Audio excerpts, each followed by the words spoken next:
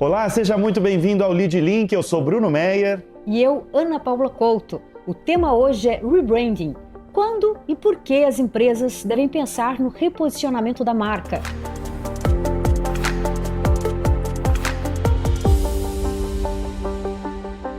E neste programa vamos conversar com Regina Monge, estrategista de marca e fundadora do Neurobranding Lab. E também vamos conversar com Priscila Siqueira, CEO do Well Hub. Obrigado pela presença aqui no Lead Link.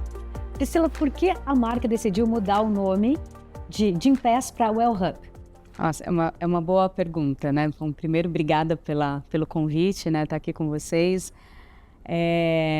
Nós decidimos colocar o Well Hub, que é, na verdade, uma consolidação do que a gente já oferece, né? O Gympass nasceu com uma solução de passe para a academia, né? Lá há mais de 10 anos atrás, e agora a gente está... E aí, a partir daí, em 2020, a gente começou a trazer outras soluções que não era só um passe para a academia, então várias outras soluções digitais, então soluções relacionadas à meditação, terapia, educação financeira, nutrição, então vários pilares relacionados ao bem-estar. E aí nessa linha a gente vem desde o final de 2020, 2021, a gente vem trabalhando e se consolidando como uma plataforma de bem-estar para as empresas.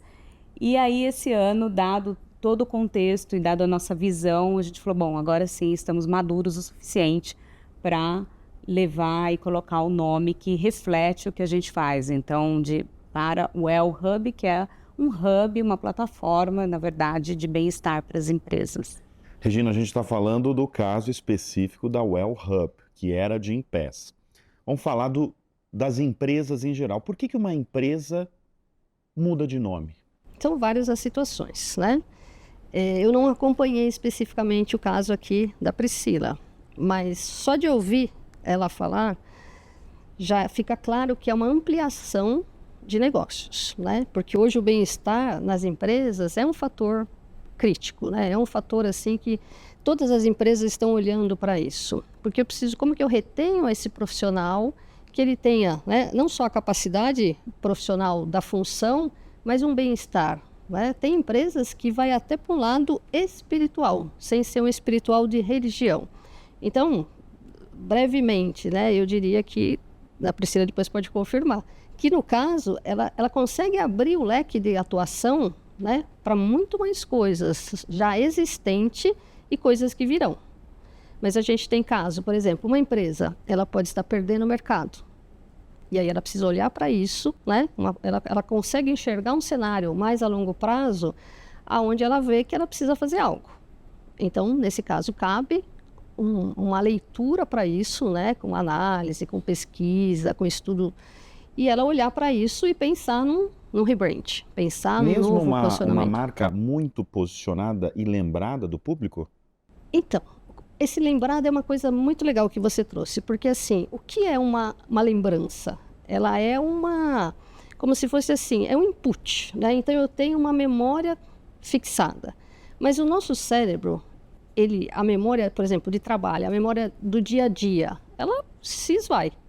Como que eu mantenho, como que eu construo uma memória a longo prazo? Então eu gosto de falar assim, vamos imaginar, eu estou buscando no Google aqui por comida japonesa. Então, o Google vai fazer a busca, e aí eu tenho dois caminhos. Eu tenho a empresa que anunciou, que ela pode aparecer ali nos links primeiros pagos, né? Ou ela pode aparecer na busca orgânica. O nosso cérebro é muito parecido. Então, eu vou buscar isso numa caixinha de memória, ok? Que está lá atrás. Então, se eu não ativo isso constantemente numa comunicação de marca, essa percepção ela pode não estar de fato na memória desse consumidor. Ela esteve no passado, ela esteve há 10 anos, há 20 anos. Isso não significa necessariamente que ela continua viva hoje. Quando que um reposicionamento de marca se faz necessário e quando pode ser um erro? Eu acho que um erro, né? Acho não, eu tenho certeza, né? E a experiência diz isso. É quando você vai fazer por um modismo. Eu vejo que marcas estão fazendo Isso rebranding. tem acontecido. Né? Isso acontece, mais do que se imagina.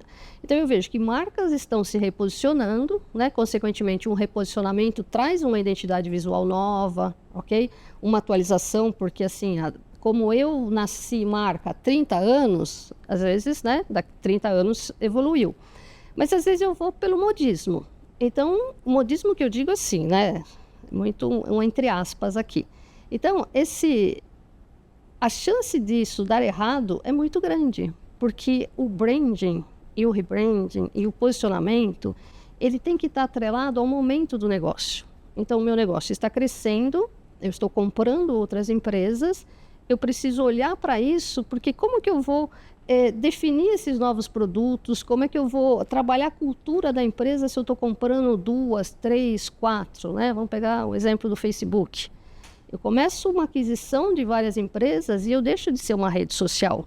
Não faz sentido eu me manter como Facebook se hoje o meu negócio está muito mais ampliado.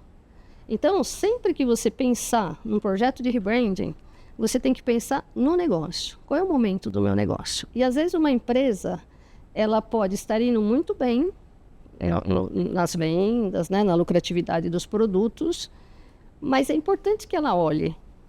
Porque se ela às vezes não percebe no dia a dia uma queda de vendas, você trabalha com campanhas sazonais, onde você coloca todo o budget, por exemplo, num BBB, num patrocínio, mas a gente precisa o tempo todo ter uma comunicação intensa com o consumidor para que a sua marca mantenha viva na mente, para na hora que você precisar daquele produto específico, qual é a marca que vem? Aquela que está mais aquecida na mente, vamos dizer assim. Priscila, quando que vocês perceberam que saúde mental era uma busca crescente dos brasileiros? Desde que a gente começou a entrar muito mais nesse tema de bem-estar, né, até corroborando aqui com o que a Regina falou, né, a gente começou a perceber que muita gente, é aquela coisa do percebido que você falou, a pessoa, só fazer um parênteses aqui no que ela comentou, né, que é exatamente isso, quando você começa a perceber que as pessoas estão buscando pelo tema. Então, bem-estar hoje em dia nas pesquisas, hoje está no mesmo patamar do que o salário. Então, pessoas hoje que vão buscar um emprego, eles olham, deixa eu ver se essa empresa tem alguma iniciativa relacionada a bem-estar. Aí, voltando na sua pergunta, a gente, desde 2020, a gente começou a investir em trazer aplicativos relacionados a bem-estar. Então, a gente trouxe para a plataforma, então, além de academia, além de toda essa questão de atividade física, a gente começou a trazer outros aplicativos. Então, um aplicativo como eu comentei, né, de terapia, de saúde mental, de meditação, então, de nutrição. Então, todos esses apps. E aí a gente começa, a gente é uma plataforma que ajuda as empresas a medir o quanto que as pessoas estão usando, o quanto que as pessoas estão né, usufruindo disso tudo. E aí a gente começou a ver que as pessoas começaram a buscar outras soluções. Então, do ano passado, não só academia. Então, por exemplo, do ano passado para esse ano, a gente cresceu 111% em busca por aplicativos de mudanças de hábito, para hábitos mais saudáveis. A gente cresceu 74% em busca de saúde mental. A gente, para ter uma ideia, a gente tinha lá tem aplicativos de meditação, né? E aí a gente começou a ver esse crescimento tão forte que há 2 anos atrás a gente lançou um módulo de saúde mental corporativa dentro agora do Well Hub. Então, conforme a gente foi vendo o uso das pessoas, né, a demanda, a gente foi evoluindo. Então, não preciso nem dizer que foi o impacto da pandemia, né? Porque você falou o ano de 2020, né? A mudança foi 2020. Foi 2020. Foi o impacto da pandemia. Acho que a pandemia trouxe 2 coisas.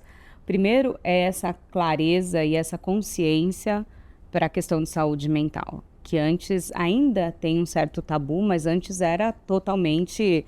Isso já existia, eu acho que hoje a gente trouxe isso mas mais... não era falado dentro de uma empresa. Não era falado, era tido até como, né, um sinal de, às vezes, de fraqueza, era um tabu, né? Então, hoje isso não é mais, ao contrário. É muito importante que se estimula, né, as pessoas a falarem, etc. E uma outra coisa que eu acho que a pandemia trouxe, que aí corrobora com tudo isso, é a questão do digital. A pandemia realmente fez a transformação digital. né? Eu falo sempre, toda vez que eu comento sobre isso, eu falo, você vê, antigamente ninguém pensava em fazer uma terapia numa plataforma, né? Achava que tinha que ir ao consultório. Você vê, não sei, vejo minha mãe pedindo comida num delivery, que não, imagina, era inaceitável. Então, essa transformação digital possibilitou também essa ampliação, né? Então, Priscila, a Well Hub é uma marca novíssima, né? Mas vocês estão há um mês aí na transição. Já dá para saber a receptividade do público? As pessoas já identificam vocês como a Well Hub? eu acho que identificar a gente como um Hub é um processo, né? Acho que a gente ainda está aqui, mas as empresas, a gente tem conversado muito, tanto com os usuários como com as empresas, e todos eles falam, puxa, faz muito sentido. Faz muito sentido. E aí, até o que a Regina falou, né? A ligação com a marca é muito importante, porque a gente teve, outro dia, uma pessoa dizendo assim, nossa, então agora vocês vão ter outras coisas além de academia? Então, imagina que ela correlacionou com a marca, né? Então, e assim, todos os clientes que a gente conversa falam, puxa, agora faz muito sentido, isso faz muito sentido. Eu acho que é um processo não é fácil, né, você mudar. É como se a gente mudasse o nosso nome, né? Porque assim, as pessoas identificam. A Gympass tem quantos anos de existência? 12 anos. Então, 12 anos as pessoas estão lá, sabe? Você faz entrevista de emprego, tá lá o benefício da Gympass. E aí, de repente, você muda de nome, não deve ser fácil. Eu estou usando o exemplo de vocês, mas isso eu acho que... Eu queria até que você falasse isso, Regina, porque eu lembro, por exemplo, quando a Meta, que você citou aqui, mudou para... O Facebook mudou para a Meta. O Twitter mudou para o X. As pessoas... Tem muita gente que fala até hoje o Twitter. Não, no Twitter eu vi um negócio... É um processo que dá para falar que sempre vai ser complicado das pessoas assimilarem um novo nome àquela cultura anterior? Depende, né? Eu acho que, pegando o exemplo que a Priscila citou, o papel deles agora, né, da gestão, é como que eu comunico isso? Porque está muito claro dentro da organização, está muito claro para o time, para a equipe, né? Como ela tem uma relação B2B, ela vai ter que comunicar para o B2B essa mudança, porque ela disse, nós já fazíamos muito mais, mas isso precisa ser dito, tanto para o B2B e também para o usuário. Então, né, eu acredito que eles têm uma estratégia para isso, ao fazer isso tem que ser feito insistentemente, e aí entra uma coisa, né, que é a repetição. Porque para eu estar vivo na mente, eu preciso repetir.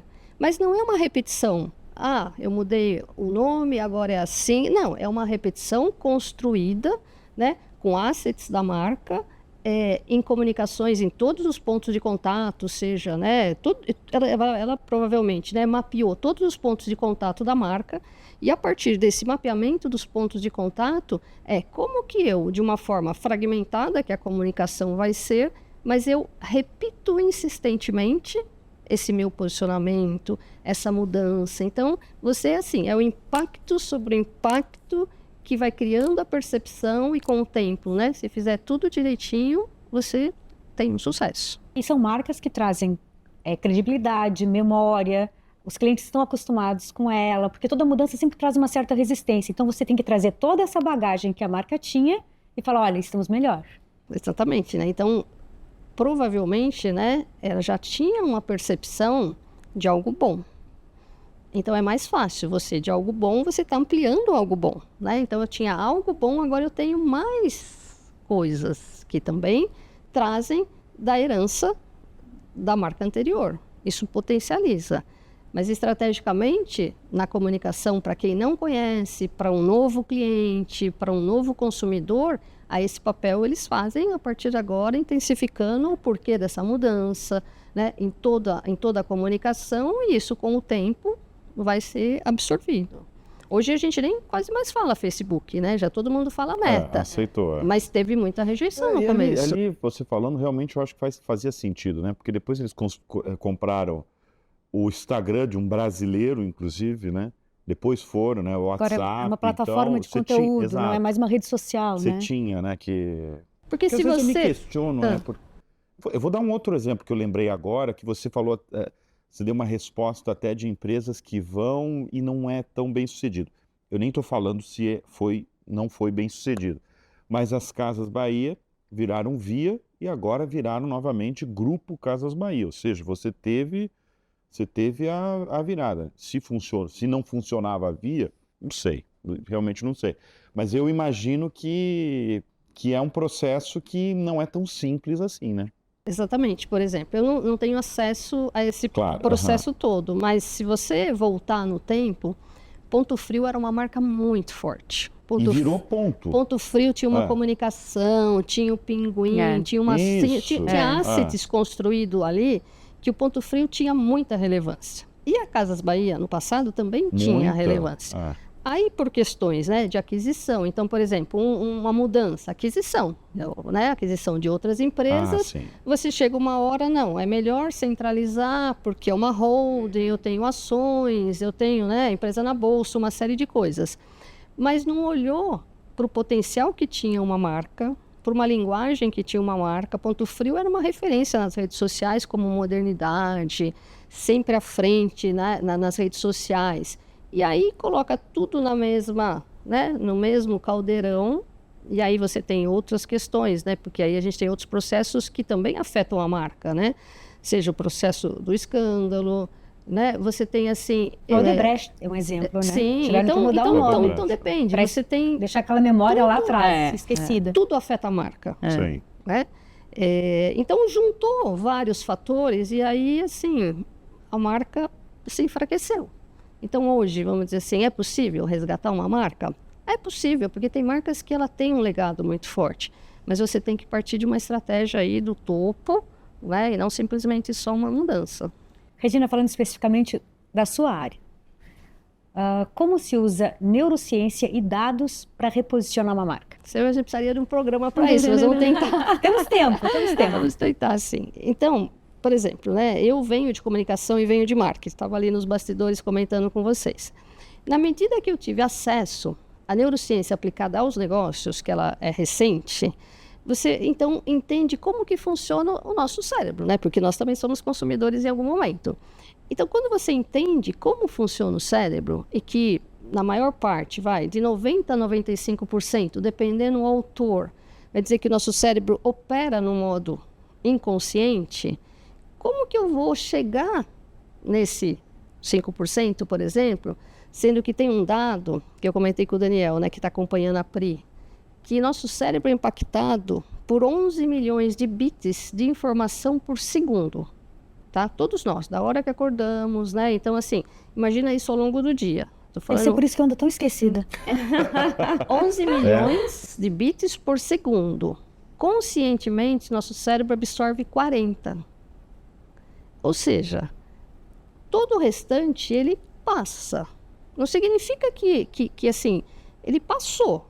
Se eu tiver uma insistência, ou seja, uma comunicação por repetição, por impacto, que explore os sentidos, ok?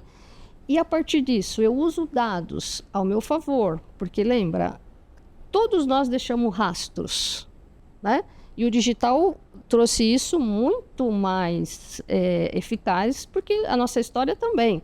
Mas era mais difícil alguém levantar alguma informação nossa. Hoje, com o digital da empresa, a empresa vai deixando seus rastros. E a partir desses rastros, a gente consegue identificar como que o consumidor está percebendo aquela marca em relação a alguma coisa, em relação a preço, em relação ao meu concorrente, em relação ao meu benchmark, em relação ao lançamento de um produto que eu vou fazer.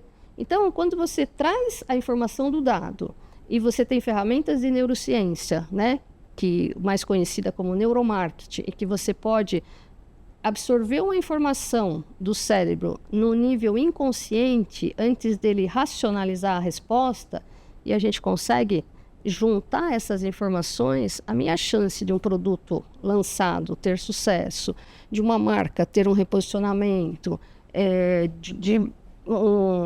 uma aquisição, enfim, inúmeras possibilidades, eu sou muito mais assertiva, ou seja, o resultado vai ser muito mais eficaz. A chance de eu errar, ela diminui assim muito. Priscila, você que tem uma base de dados poderosa, são 15 mil empresas que vocês atendem? 15 mil empresas. Como anda a saúde mental das empresas brasileiras? Bom, o dado diz, né? A gente está aqui com mais de 70% das pessoas buscando soluções para 70% dos usuários hoje nós Não, mas é muito crescimento, relevante. na verdade, 70% de crescimento, de crescimento. Ano versus ano, Do ano passado para 24. buscando soluções de saúde mental. O que a gente vê mais do que as pessoas buscando?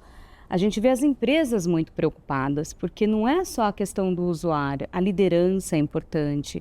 Terapia é só mais uma ferramenta, eu tenho que ter outras formas, roda de conversa, eu tenho que ter uma medição, relatórios para saber como é que está todo mundo. Então, o que a gente vê cada vez mais é as empresas preocupadas muito mais com a conscientização, com ensinar o que é uma pessoa, para eu saber identificar em mim.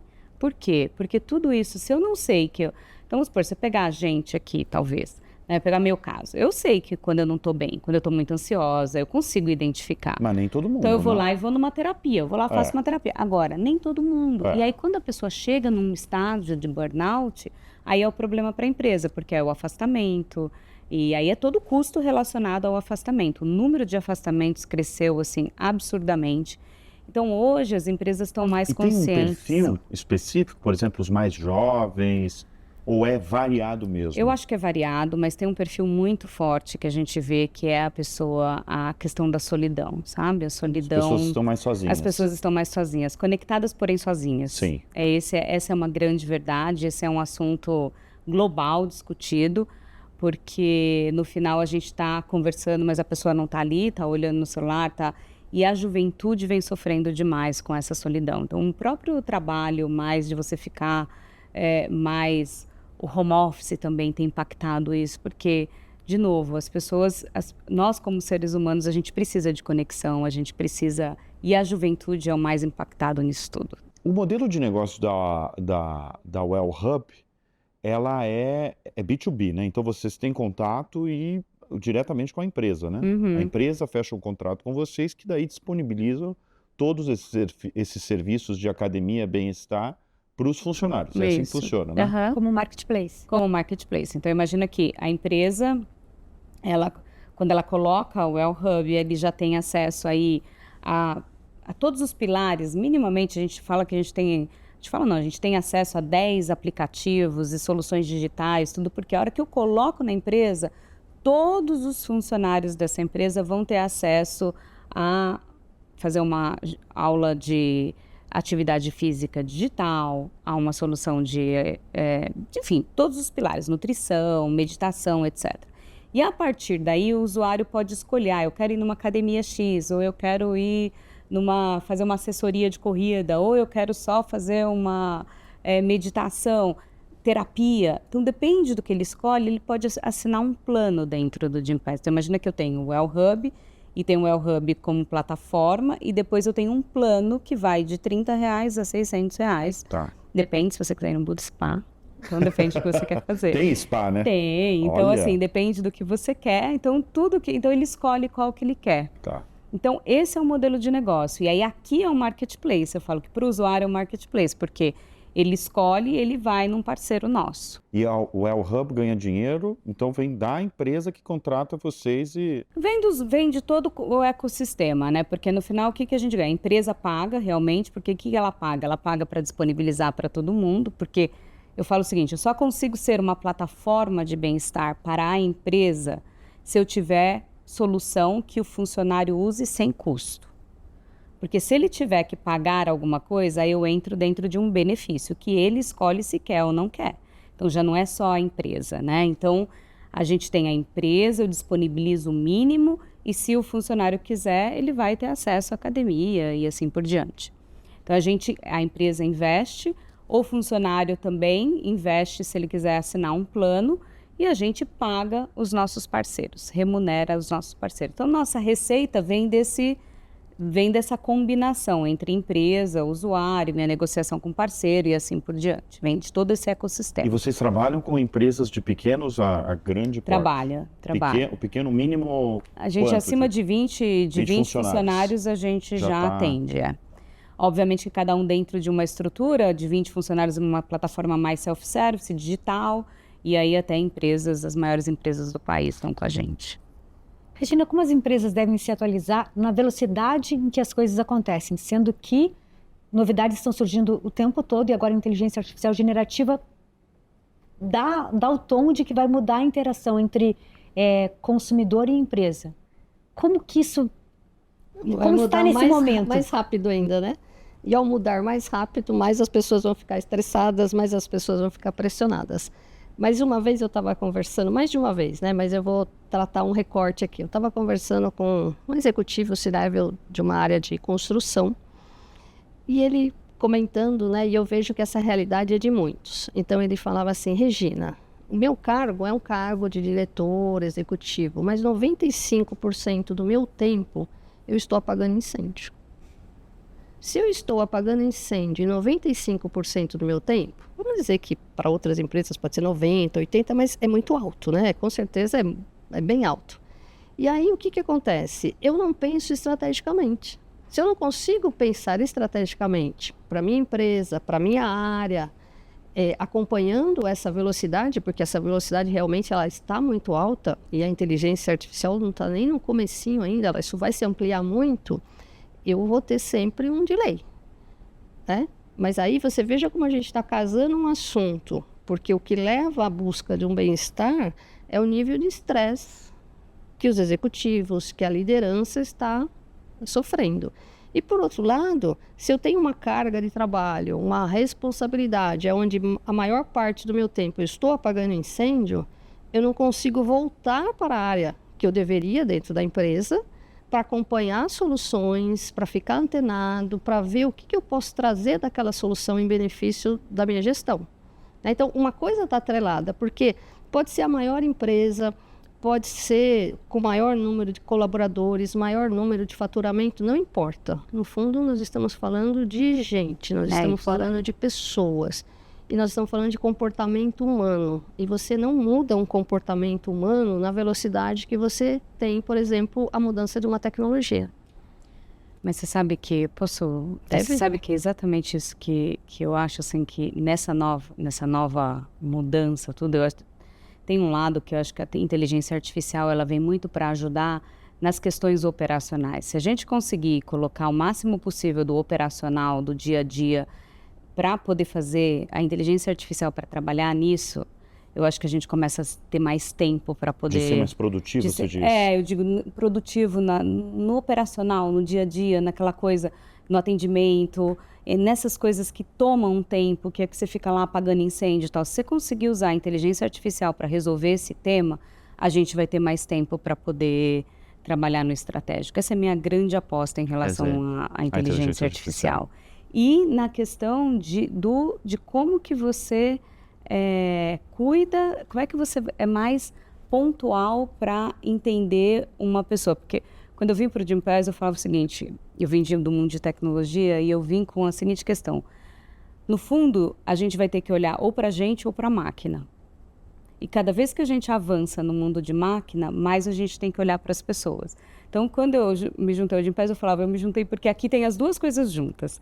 A gente vai conseguir olhar para a gente e a tecnologia apoiando tudo isso, porque no fundo, é aí que entra essas questões. Então, todo mundo está falando de bem-estar. Só que quando você chega dentro de uma empresa, você não pode, se você ficar pensando, o que eu vou fazer de bem-estar? Vou fazer uma corrida. Não, vou pôr um puff ali para todo mundo meditar. O que eu vou fazer? Então, é aí que eu acho que entra um El Hub da vida, para poder, junto com a inteligência artificial, junto com tudo isso, eu trazer essas inovações, porque elas são cíclicas, assim, as pessoas cada dia têm uma moda. Então, como que eu trago essa moda sem o executivo se preocupar com isso? Que ele tem que estar preocupado no negócio dele. E deixa que eu vou ouvindo as pessoas e trazendo o que é de melhor, o que vai engajar todo mundo, o que vai fazer as pessoas mudarem. Esse tema é muito legal que você está levantando, porque tinha uma época que as gigantes de tecnologia, tanto no Vale do Silício, e quando as empresas de tecnologia chegaram no Brasil, sobretudo em São Paulo, virou moda, né? Aqueles escritórios com sinuca, ping-pong, colorido, virou moda. E virou moda imediatamente. Muita gente que, inclusive, queria trabalhar em empresas assim, porque achavam ultra modernas, porque naquela época era moderno. Mas quer dizer, então isso não significa nada que você está numa empresa, o escritório colorido, não significa que as pessoas são mais saudáveis mentalmente, Absolutamente. não é? Nada. Por exemplo, até a academia dentro das empresas, né? Então aqui é super legal, a gente tem um espaço maravilhoso, academia. A ociosidade de uma academia dentro das empresas é absurdo. É absurdo, Não, é 2% de pessoas que vão. Priscila, agora eu quero que você me corrija. Eu já ouvi de empresa que gosta de manter a academia ali dentro da empresa para manter o funcionário mais tempo dentro da empresa. Inclusive, eu já trabalhei numa empresa que tinha uma academia lá dentro, entendeu? Mas é um conceito dos grandes campos de tecnologia, Sim, né? né? Quanto mais eu faço isso, mais eu mantenho a pessoa lá dentro, Ali dentro, né? O que na vida, no nosso dia a dia aqui não é a realidade, ao contrário. Também já trabalhei numa empresa de uma academia. Ninguém tinha vergonha de ir na academia, né? Essa é a verdade, né? De ver o Quase seu isso, parceiro né? ali da baia, Então, e isso acontece, né? Hoje eu acho, então assim, tudo isso já não tem empresas que quer ter porque é muito afastada, enfim, tem N razões. Mas já não é mais, quando você põe na ponta do lápis, aquele custo não se paga, né? Ô Priscila, você é CEO de uma empresa que tem contato diário com 15 mil companhias. O que você mais valoriza num profissional hoje? Eu falo que o melhor profissional hoje é um profissional que é gente que faz. Sabe? A capacidade de entender e de não se afetar absurdamente com tudo que acontece. Como que eu consigo ser dinâmico o suficiente sem manter e conseguir ser um pouco...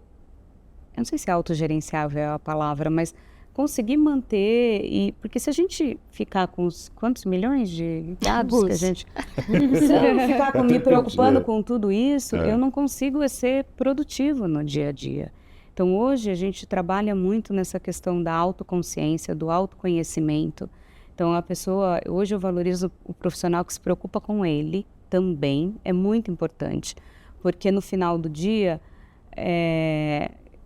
são as pessoas que estão entregando hoje, né? Eu preciso dessas pessoas com mente e corpo minimamente sadios, né? Então, e aí que seja capaz de levantar a mão e de falar e de executar, porque é um desafio realmente hoje, sabe? A execução. A gente tem um monte de coisas, um monte de ferramenta.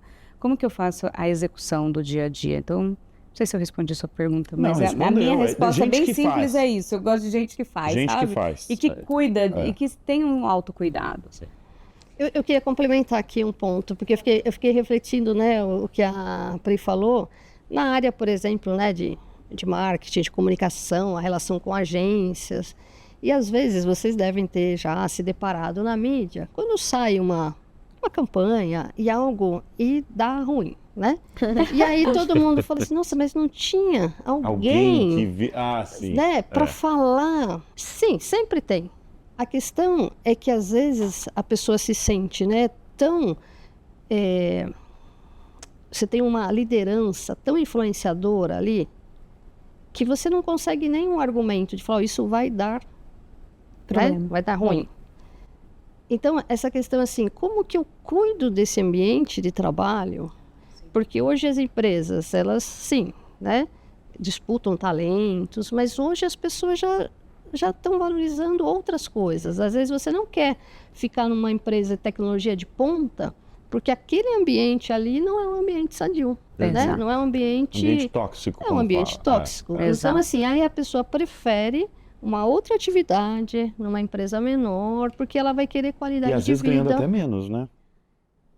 Que é aquilo que você falou do salário, né? Do salário. 93% das pessoas falam isso e elas falam o seguinte, eu troco um lugar por um salário né? ou igual ou menor, menos. Por se ele tem ou não tem uma política boa e é um bom lugar para eu trabalhar.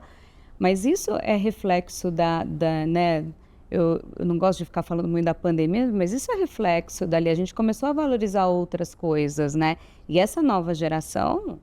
Valorizar, né, a vida, né? Ou seja, eu posso não estar aqui daqui com alguns minutos, né? Alguma semana. Essa dá outro programa, né, gente? Então, a partir disso, eu vou olhar para minha família, eu vou olhar para os meus filhos, eu vou olhar para o meu companheiro, vou olhar para minha companheira. Ou seja, e de repente eu não quero mais aquela responsabilidade de uma pressão de algo que eu acordo com a informação da empresa, eu vou dormir, eu não desligo o celular aqui porque algum BO vai acontecer, né? Então acho que assim, para as empresas hoje é um grande desafio, né? E aí o papel do branding ajuda, porque eu preciso ter uma boa cultura na empresa, eu preciso ter uma comunicação de marca que transmita uma verdade que aconteça na empresa, porque não adianta eu não ter uma boa cultura e eu querer que a comunicação de marca diga que eu tenho uma boa cultura. Isso tem que ser de fato. Primeiro você olha para dentro, se o teu time está engajado com aquilo, com aquela mudança, é muito mais fácil você colocar um projeto de rebranding, um projeto de aquisição ou qualquer outra situação à frente. Você não tem esse ruído aqui, né? Você não tem essa desconexão. Regina, falando em cuidado no ambiente de trabalho, como está hoje o nível de expectativa e de ansiedade de funcionários e líderes nas empresas com esse mundo de possibilidades com a inteligência artificial generativa? Olha, eu vou colocar 2 pontos, né? Eu tenho um cliente que a gente está, assim, auxiliando ele junto a uma empresa de headhunter a encontrar um executivo. Um CEO? Não, mas é um alto executivo. E assim, muito difícil de encontrar. É mesmo? Muito difícil. Então, assim, eu fiquei muito surpresa porque você tem lá, assim, nós não temos, assim, muitas opções de falar, nossa, olha, eu tenho aqui 10 candidatos para poder analisar. Não, com muito custo temos 2. Por que está difícil achar esses bons profissionais? Exatamente por isso. Não necessariamente eu quero estar atrelada a uma empresa que não tenha um ambiente de bem-estar, uma cultura sem sofrimento, né? Sem uma série de coisas. Esse é o ponto, né? Então, assim, está difícil. Bons profissionais, né? E não é uma questão só financeira ou de benefício. Tem muita coisa mais envolvida nessa demanda, né? Que eles buscam. Por outro lado, a inteligência artificial, você tem uma parte, né, de nós profissionais que enxerga ela como algo bom. Bom no sentido, né? Poxa, eu vou otimizar um processo, vai me facilitar a vida em determinada situação. Outros você tem assim, por exemplo, em agências, design, eu vou perder meu emprego, porque agora eu tenho uma inteligência generativa que gera uma imagem, que pode gerar uma série de coisas, que vai gerar um texto em copy, por exemplo, que aquilo custa... Então, você tem os 2 pontos. Eu tenho medo que a IA vai roubar determinada, né, ou vai trocar talentos. Não, eu acho que como pessoa, como ser humano, a gente tem que pensar assim, como que eu utilizo a tecnologia ao meu favor, né? Seja eu num cargo ou a empresa. Mas isso também é um processo que você tem que evangelizar. Eu ia falar essa palavra. Evangelizar é a palavra. Porque você tem que ensinar. Porque o que gera ansiedade? Gera o desconhecimento. Quando você não sabe para onde vai e o que vai acontecer, aquilo te dá ansiedade, né? Poxa vida, eu vou perder meu emprego. Ou, eu não estou usando... Isso é o que gera ansiedade. Então, a partir do momento que você... Por isso que eu sou muito forte na questão do autoconhecimento, tudo isso. Por quê? Porque dentro da linha que você... Se você ensina, se você mostra para onde está indo, para onde a empresa pensa... A gente preza demais por essa questão, sabe? Da transparência, de como que eu vou comunicar. Então, a gente, né, na mudança para o El-Hub...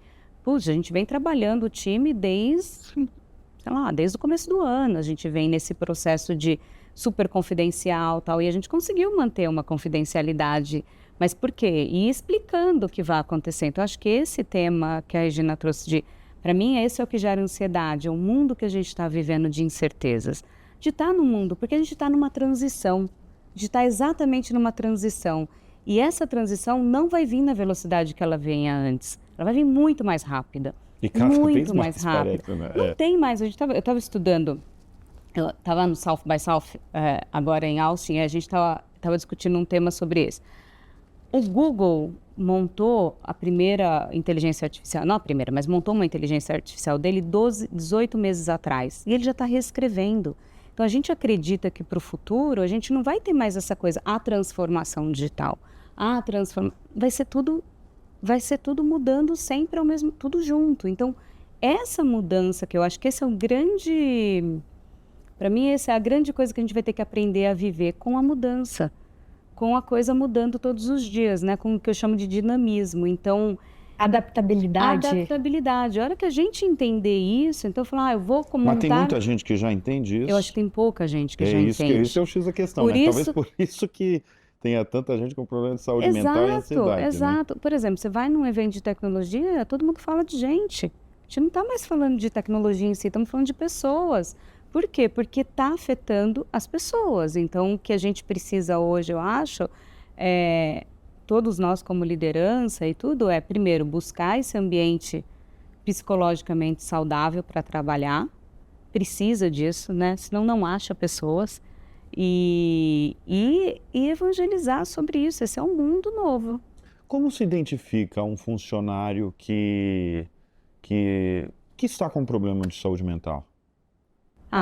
Principalmente aquele funcionário que você, inclusive, falou que não sabe ainda que está enfermo aí internamente. Eu acho que é bem complexo você identificar ainda mais se for o híbrido, né?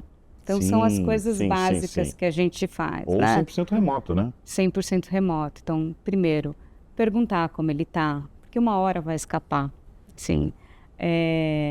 Ter atenção, eu acho que ter atenção pela forma como responde as questões, quando se pergunta, como responde.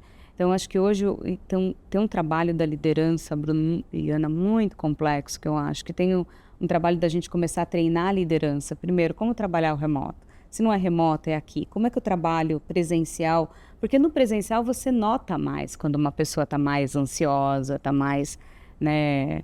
Então, eu acho assim, eu de verdade, o que eu faço hoje, para mim, eu acho difícil responder assim para todo mundo, mas para mim, identificar perguntar primeiro como ele está, muda nós, porque a gente não estava acostumado a entrar, né? E já entra, oi, tudo bem, vamos.